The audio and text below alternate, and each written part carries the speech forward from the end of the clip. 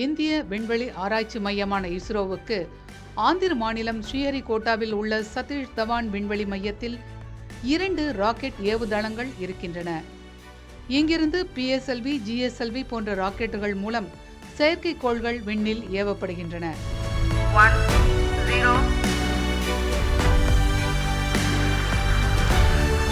+5 seconds. நாட்டின் 2வது ஏவுதளத்தை அமைக்கும் பணிகளில் இஸ்ரோ இறங்கியுள்ளது. இதற்காக இஸ்ரோ தேர்வு செய்த இடம்தான் தமிழ்நாட்டின் தூத்துக்குடி மாவட்டத்தில் உள்ள குலசேகரப்பட்டினம். குலசேகரப்பட்டினத்தில் அமைக்க போற இந்த ஏவுதளம் ஸ்மால் சேட்டலைட் லான்ச் வெஹிக்கிள், அதாவது சிறு குறு நானோ செயற்கைக்கோள்களை விண்ணுக்கு அனுப்புறது.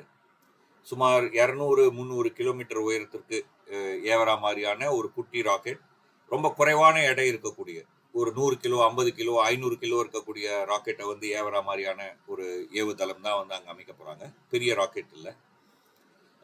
இன்னைக்கு நிறைய இந்த மாதிரி குட்டி செயற்கைக்கோள்கள், சிறு செயற்கைக்கோள்கள், குறு செயற்கைக்கோள்கள், நானோ செயற்கைக்கோள்கள், மைக்ரோ செயற்கைக்கோள்கள் போன்றவைகளை பற்றி நிறைய இன்றைக்கு அதுக்கான விண்வெளி வாணிபம் வளர்ந்து கொண்டு வருகிறது. அந்த சர்வதேச அளவில் இந்த இந்த கம்பெனிலாம் இதை பயன்படுத்தி லான்ச் பண்ணலாம், அதன் மூலம் நம்ம ஒரு வருமானம் ஈட்ட முடியும் அப்படிங்கிற ஒரு கருத்துல தான் குலசேகரப்பட்டினத்தில் இப்படிப்பட்ட ஒரு இதை யோசிச்சிருக்காங்க இஸ்ரோ. அதனுடைய பின்னணியில தான் நான் இப்போ தமிழ்நாடு தீட்டி இருக்கக்கூடிய விண்வெளி கொள்கை, அதே மாதிரி அந்த குலசேகரப்பட்டினத்தில் ஒரு விண்வெளி சார்ந்த தொழில்நுட்பத்திற்கான ஒரு பூங்கா அமைக்கிறது அப்படிங்கிற விஷயத்தையும் அதோட சேர்த்து நான் பார்க்குறேன். உண்மையிலேயே இது ரெண்டும் இணைஞ்சு இருக்கும். பொதுவாக ஒரு ராக்கெட் ஏவுதளம் பூமத்திய ரேகைக்கு அருகில் அமைந்திருக்க வேண்டும். ஏவுதளத்திலிருந்து ஏவப்படும் விண்கலங்கள் தென் துருவத்தை நோக்கி கிழக்கு பகுதிக்கு அருகில் இருக்கும் ஓரிடத்திலிருந்து தான் ஏவப்பட வேண்டும். அப்போதுதான் பூமியின் சுழல் வேகமான நொடிக்கு 0.5 கிலோமீட்டர் கூடுதலாக கிடைக்கும். இவ்வாறு ஏவப்படும் போது ஒரு ராக்கெட்டின் முழு ஆற்றலும் பயன்படுத்தப்படும் என்பதால் அதிக எடை கொண்ட செயற்கைக்கோள்களை கூட எளிதாக ஏவ முடியும். இந்த காரணத்திற்காக பல நாடுகள் வேறு கண்டங்களிலிருந்து கூட தங்கள் செயற்கைக்கோள்களை விண்ணில் ஏவுகின்றன. ஸ்ரீஹரிகோட்டாலேருந்து புறப்படுற ராக்கெட் நம்ம என்ன பண்ண வேண்டியிருக்குன்னா, நார்த் சவுத்தா, அதாவது பூமிக்கு துருவத்திலிருந்து துருவம் சுத்த வைக்க வேண்டிய ராக்கெட்லாம் நம்ம தெற்கு நோக்கி ஏவணும். தெற்கு நோக்கி போக முடியாது, ஏன்னா நடுவில் ஸ்ரீலங்கா வந்துருச்சு. அதனால அந்த ராக்கெட் கொஞ்சம் அப்படி தள்ளி போய் ஸ்ரீலங்காவை தாண்டின பிறகு திரும்பி தெற்கு நோக்கி வரும். நீங்க அந்த படங்கள்லாம் பார்த்தா தெரியும், அப்படி ஒரு வளைவு இருக்கும். அதனால எரிபொருள் வீண். அதனால ஸ்ரீலங்கால மேல பறக்காம தெற்கு நோக்கி, அதாவது கிழக்கு தெற்கு 2 பக்கமும் கடலா இருக்கக்கூடிய ஒரு இடம்னா ரொம்ப நல்லது, எல்லாத்துக்கும் வசதி. அந்த விஷயங்களோட நம்ம பார்க்கும்போது தான் குலசேகரப்பட்டினம் அதுக்கு பொருந்தி வருது. குலசேகரப்பட்டினத்துல மகேந்திரகிரி இருக்கு, அங்கேருந்து தான் இந்த விஷயங்கள்லாம் கோஆர்டினேட் பண்ண போறாங்க. ஸோ அந்த விஷயத்திலிருந்து குலசேகரப்பட்டினம் என்ற அந்த தேர்வு என்பது நமக்கு தேவைப்பட்டது. இந்த ஸ்மால் சேட்டலைட் லான்ச் வெஹிக்கிள் ஈக்குவேட்டருக்கு ரொம்ப பக்கத்தில் இருக்கனால ஆல்மோஸ்ட் 500 கிலோ பேலோட 500 கிலோமீட்டர் ஆர்பிட்ல லான்ச் பண்றதுக்கு ஏதும் அப்படின்றாங்க. ஸோ இது ஃபாஸ்ட் டர்ன் அரவுண்ட் ராக்கெட். அப்படின்னா என்னன்னா, இப்போ ஒரு லான்ச் முடிஞ்சு அடுத்த லான்ச்சுக்கு ஆகிற டைம் ரொம்ப கம்மியா இருக்கும். ஸோ இந்த ஸ்பெசிஃபிக்கா இந்த ஒரு லான்ச் பேடை இதுக்கு டெடிகேட் பண்ணி வைக்கிறனால ஸோ அந்த அடுத்த ராக்கெட் லான்ச் பண்றதுக்கான டைம் ரொம்ப கம்மியா இருக்கும் அப்படின்றாங்க. ஏன்னா PSLV அண்ட் GSLV Mark 3, அதாவது இப்போ லான்ச் வெஹிக்கிள் Mark 3 அப்படின்னு சொல்லப்படுற நம்ம சந்திரயான் 2, சந்திரயான் 3, அப்புறம் ஃபியூச்சர்ல ககன்யான் மிஷன்ஸ் எல்லாம் லான்ச் பண்ண போற லான்ச் பேடும் PSLV நம்ம ஃபிளாக்ஷிப் ராக்கெட் PSLV ராக்கெட்ஸை லான்ச் பண்றதும் 2 லான்ச் பேட் ஸ்ரீஹரிகோட்டால இருக்கு. ஸோ அங்கே இந்த லான்ச் பேட் இந்த 2 வெஹிக்கிள்ஸ்க்காகவே கேட்டர் பண்ணுறதுனால இப்போ தனியாக ஸ்மால் சேட்டலைட்ஸ் ஃபாஸ்ட் குவிக்காக லான்ச் பண்ண வேண்டிய ப்ரைவேட் கம்பெனி சேட்டலைட்ஸாக இருக்கட்டும், இந்தியன் கவர்மெண்ட் சேட்டலைட்ஸாக இருக்கட்டும், இதெல்லாம் லான்ச் பண்ணுறதுக்கு நம்ம குலசேகரப்பட்டினம் ஸ்பேஸ் போர்ட் ரொம்ப யூஸ்ஃபுல்லாக இருக்குது. 3, 2, 1, 0. ஏவு கலங்களிலிருந்து பிரிந்து வரும் பாகங்கள் கடலில்தான் விழ வேண்டுமே தவிர மக்கள் வசிக்கும் நிலப்பரப்பின் மீது விழக்கூடாது. அப்படி விழுந்தால் மிகப்பெரிய பாதிப்புகள் ஏற்படக்கூடும். இந்த விதி மிக முக்கியமானது.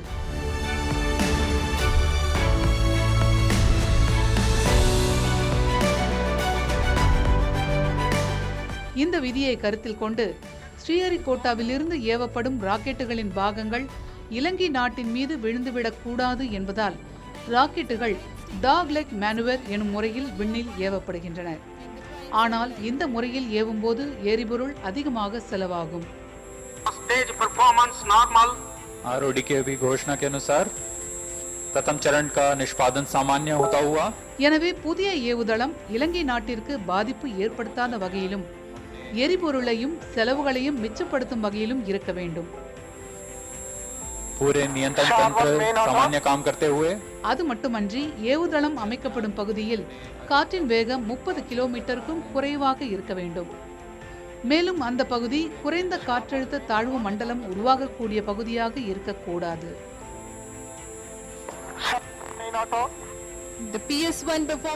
புயல், மின்னல், மழையின் தாக்கமும் அங்கு குறைவாக இருக்க வேண்டும்.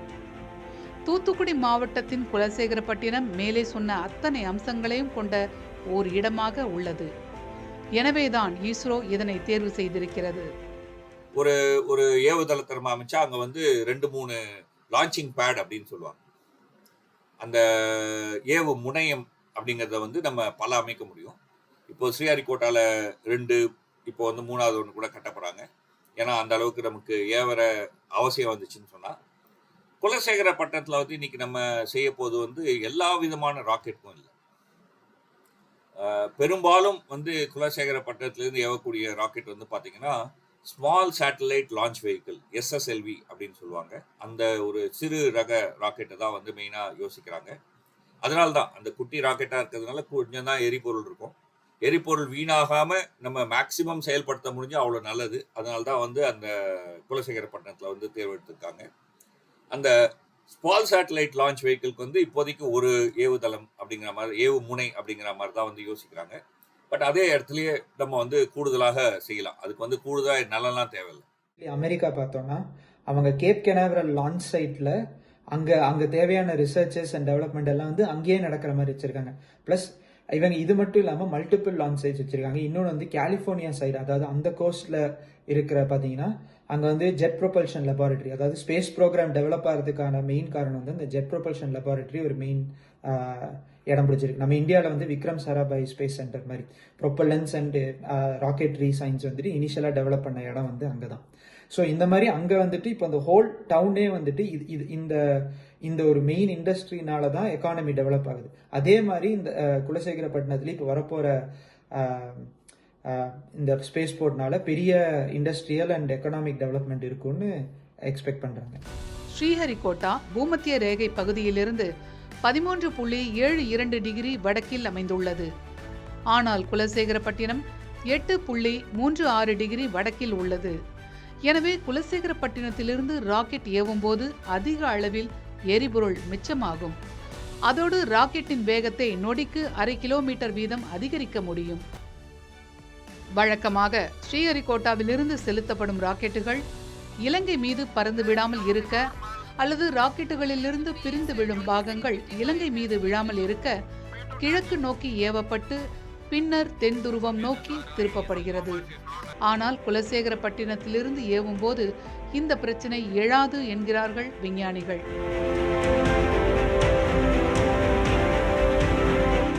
முதல் ராக்கெட் தளம் எங்க அமைச்சாங்கன்னு பாத்தீங்கன்னா இந்தியாவில் வந்து தும்பா, திருவனந்தபுரத்து பக்கத்துல இருக்கு. நிலநடுக்கோட்டுக்கு பக்கத்துல வேணும் அப்படின்னு எதிர்பார்த்தாங்க. ஏன்னா அப்போ நம்ம ஏவின ராக்கெட்லாம் வந்து சவுண்டிங் ராக்கெட் அப்படின்னு சொல்லுவாங்க. அந்த ராக்கெட் என்ன பண்ணணும்னா, இப்போ நம்ம தேங்காவை தட்டி பார்த்து அதை பத்தி நம்ம தெரிஞ்சுக்கிறோம் இல்லையா, அதே மாதிரி விண்வெளியில காத்துல அந்த ராக்கெட் போகும்போது அதுல இருக்கக்கூடிய கருவிகள் வந்து சுத்தமுத்து இருக்கக்கூடிய வானிலை தகவல்களை வந்து சேகரிக்கும். ஸோ விண்வெளிக்கு செயற்கைக்கோள்லாம் அனுப்பாது. அந்த ஆய்வை செய்வதற்கு, காஸ்மிக் கதிர் போன்ற ஆய்வுகளை செய்வதற்கு நிலநடுக்கோட்டுக்கு பக்கத்துல இருந்தா நல்லது அப்படிங்கிறதுனால தான் வந்து தும்பாவை தேர்ந்தெடுத்தாங்க. அந்த இடத்துல அதுக்கான வசதிகள் போன்ற விஷயங்கள்லாம் இருந்தது. திருவனந்தபுரத்துல அந்த ஆய்வுக்கான கருவிகள்லாம் வைத்துக்கொண்டு அதை கட்டுமான பணிகள்லாம் செஞ்சு அங்கேருந்து செய்யலாம் அப்படின்ட்டு. ஆனால் நம்ம விண்வெளியில் செயற்கைக்கோளை ஏவணும் அப்படின்னு நம்ம முடிவு செஞ்ச போது அந்த ஏவுதளம் நமக்கு பயன் தராது. ஏன்னா அங்கேருந்து நீங்கள் வந்து ஒரு பெரிய ராக்கெட்டை மேலே அமிச்சிங்கன்னு சொன்னால் நம்ம வந்து கிழக்கு முகமாக அமிச்சோன்னா அந்த பகுதி ஃபுல்லாக நிலம் இல்லையா, திருவனந்தபுரத்துக்கு கிழக்கெல்லாம் வந்து தென் தமிழகம் எல்லாம் வந்துடும் இல்லையா. இந்த ராக்கெட்டில் பல நிலைகள் இருக்கும்.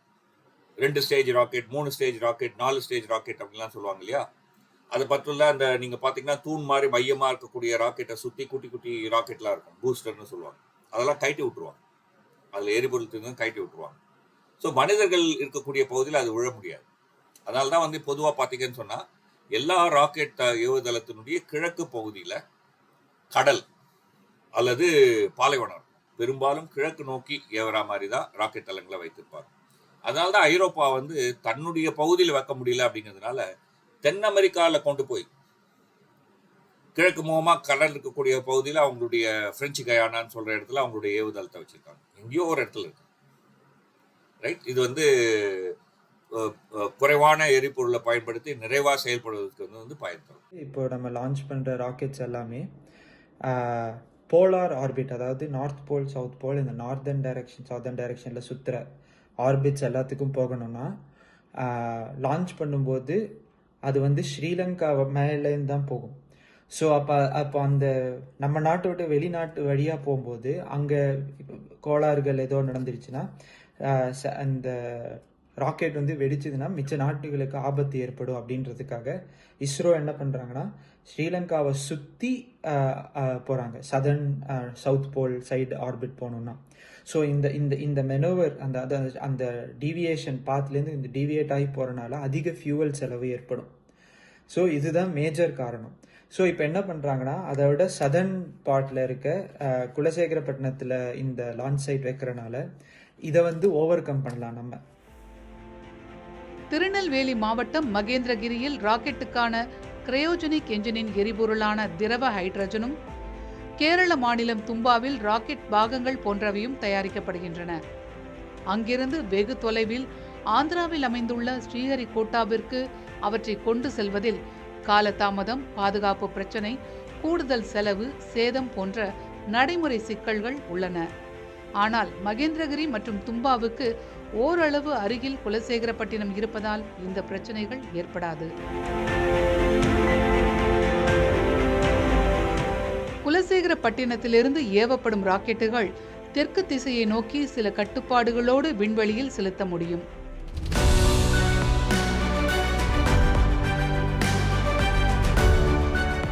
தற்போது ராக்கெட்டுக்கு தேவைப்படும் திரவ எரிபொருள் இங்கிருந்து மிக அருகில் நெல்லை மாவட்டம் மகேந்திரகிரியில் உள்ள திரவ எரிபொருள் மையத்திலிருந்து 1497 கிலோமீட்டர் தொலைவில் உள்ள விசாகப்பட்டினத்திற்கு கொண்டு சென்று ஸ்ரீஹரிகோட்டாவிற்கு மாற்றப்படுகிறது. குலசேகரப்பட்டினத்தில் ஏவுதளம் அமையும் பொழுது 100 கிலோமீட்டர் தொலைவுக்கும் குறைவாக எரிபொருள் மற்றும் கிரையோஜெனிக் எந்திரங்களை மகேந்திரகிரியில் இருந்து நேரடியாக கொண்டு செல்ல முடியும் என்பதால் பெரும் செலவு மிச்சமாகும்.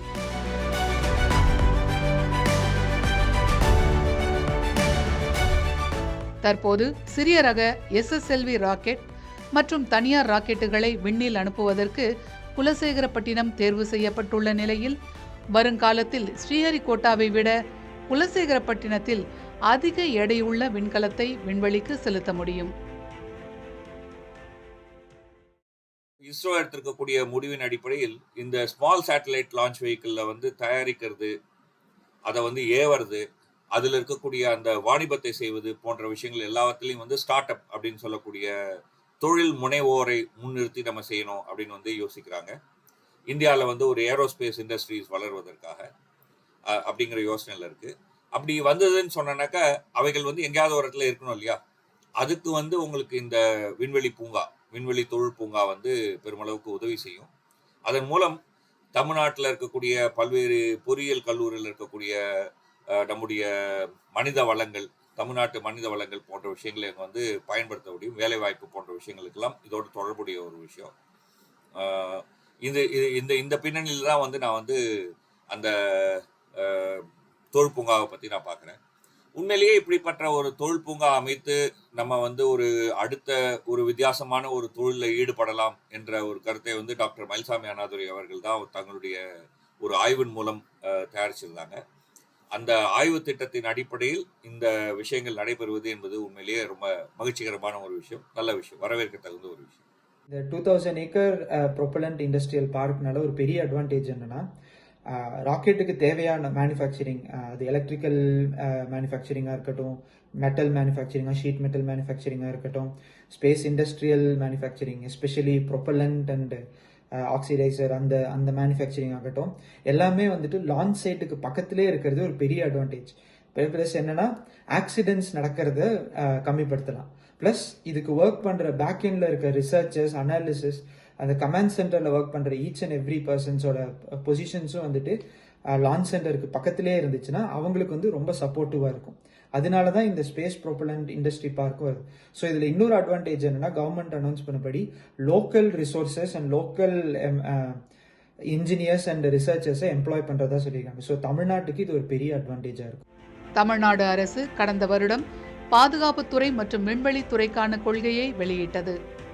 அதன்படி திருநெல்வேலி மாவட்டம் மகேந்திரகிரியில் ஏற்கனவே இஸ்ரோவுக்கான உந்துவிசை மற்றும் திரவ எரிபொருள் மையம் அமைந்துள்ள நிலையில் அதையும் குலசேகரப்பட்டினத்தில் அமைய உள்ள புதிய ஏவுதளத்தையும் காரிடார் மூலம் இணைத்து அதன் மூலம் மாநிலத்தின் புத்தொழில் நிறுவனங்கள், சிறு குறு தொழில் நிறுவனங்களுக்கு வாய்ப்புகளையும் விண்வெளித்துறையில் முதலீடு செய்வதற்கான சூழலையும் அமைப்பதற்கான திட்டத்தை வகுத்திருக்கிறது. இந்த திட்டம் குறித்து குலசேகரப்பட்டின மக்களிடையே கலவையான எதிர்வினைகளை காண முடிகிறது. வேலைவாய்ப்பு கிடைக்குமா, இந்த பகுதி வளர்ச்சி அடையுமா என்பன போன்ற கேள்விகள் மக்களிடம் இருக்கின்றன.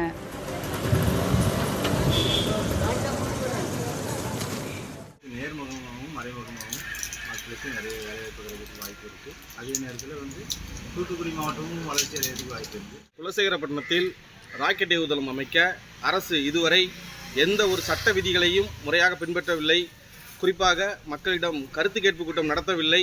ஆனால் அந்த எதையும் சட்ட ரீதியான வழிமுறைகளை பின்பற்றாமல் அவசர கதியில் இங்கே ராக்கெட் ஏவுதளம் அமைக்கப்படுகிறது. இது மக்கள் மத்தியில் மிகுந்த அச்சத்தை ஏற்படுத்தியுள்ளது. எங்களுக்கு ஒரு வேலைவாய்ப்பும் கிடைக்க சான்ஸ் கிடையாது. இதே மாதிரி தான் வந்து அனல் மின் நிலையம் குலசேகரப்பட்டினம் அனல் மின் நிலையம் ஓப்பன் பண்ணும்போது இதே தான் சொன்னாங்க, எல்லாருக்கும் வேலைலாம் கிடைக்கும் அப்படின்ட்டு. ஆனால் எங்களுக்கு எந்த வேலையும் கிடைக்க சான்ஸ் இல்லை. வெளி மாநிலத்தில் உள்ளவங்களுக்கு தான் வேலைலாம் கிடைக்குது. இந்த ராக்கெட் ஏவுதளம் குலசேகரப்பட்டினத்தில் வந்திருக்கிறது அந்த பகுதி சார்ந்த என்னை போன்ற பல்வேறு இளைஞர்களுக்கு மிக்க மகிழ்ச்சி. அதே நேரத்தில் பிரதமர் இந்த ராக்கெட் ஏவுதள நிகழ்ச்சியில் இன்னும் அடிக்கல் நாட்டி மிக விரைவில் தொடர்ந்து இளைஞர்கள் பல பேருக்கு வேலைவாய்ப்பு உருவாக்கக்கூடிய அளவில் இருக்கணும். இந்த பகுதியினுடைய வளர்ச்சிக்கு இந்த ராக்கெட் ஏவுதளம் மிக அதிக அளவில் பயன்படும். மொத்தமாக 2376 ஏக்கர் நிலப்பரப்பில் குலசேகரப்பட்டினம் ராக்கெட் ஏவுதளம் அமைப்பதற்கான திட்டம் இஸ்ரோவால் தயாரிக்கப்பட்டுள்ள நிலையில் தமிழ்நாடு அரசின் டிட்கோ 100% நிலத்தை கையகப்படுத்தி உள்ளது. மொத்தமாக 2 ஆண்டுகளில் குலசேகரப்பட்டினம் ஏவுதள பணிகள் கட்டி முடிக்கப்படும் என்று தெரிவிக்கப்படுகிறது.